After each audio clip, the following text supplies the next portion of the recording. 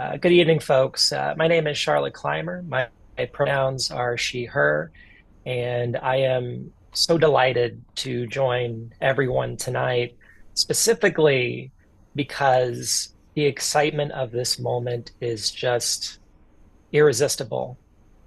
And I know we can all feel it.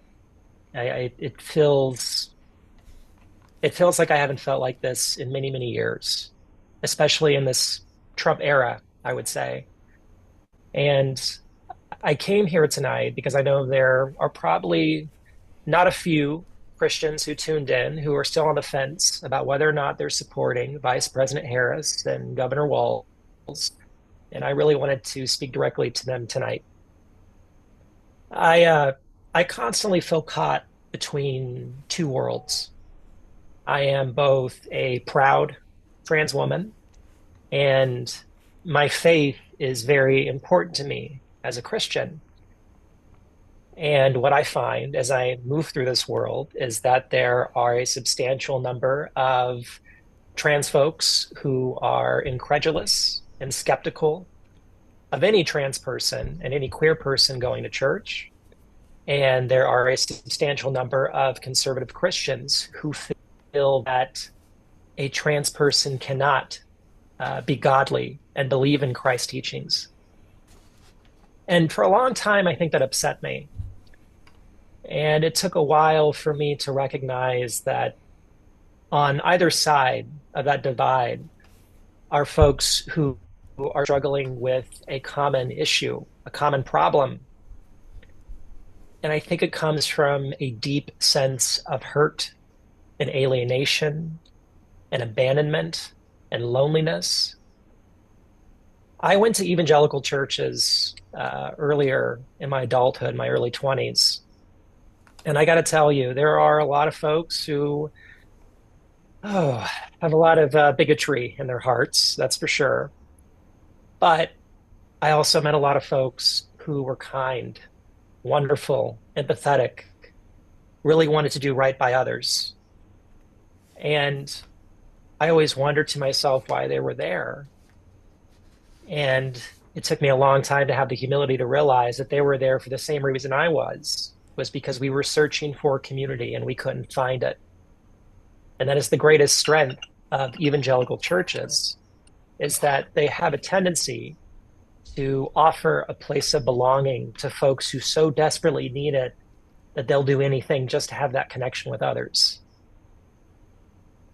I look at these two leaders right now, Vice President Harris and Governor Walz, and I have never been so taken with a presidential ticket that has two leaders who know how to have those hard conversations and meet people where they are and build bridges.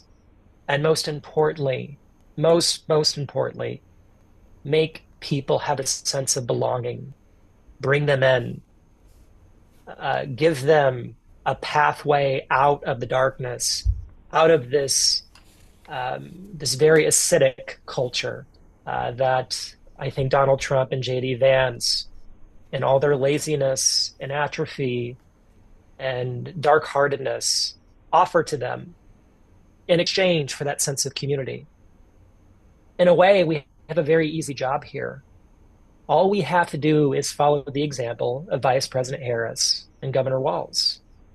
All we have to do is reach out to those folks who are going through pain and suffering and wondering why in the hell they should vote for the Democratic ticket, and give them a sense of belonging and community.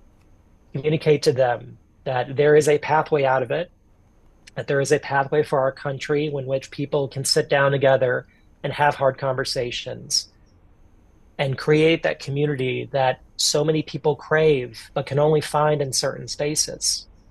We have an incredible opportunity in this moment. We have a chance that Vice President Harris and Governor Walz are giving us right now to remake America. We can do that. We can spend the next 4 years, 8 years, and long after that, reshaping this country into a place where everyone has that sense of belonging. Everyone can reject evil and awfulness and alienation for something that's truer and stronger and just feels really, really damn good when you wake up in the morning and know that you're part of a community. So here's my ask to those of you who are tuning into this and not really sure where you stand. Trust us when we say that we want to build community with you. Trust us enough to come into our spaces and let us into your spaces and know that we can build that community and create a country in which no one gets left behind and no one feels lonely and then no one ever feels like they are not American enough or they are not enough of a community member somehow. Have that trust in us and let us have that trust in you. Thank you so much, y'all.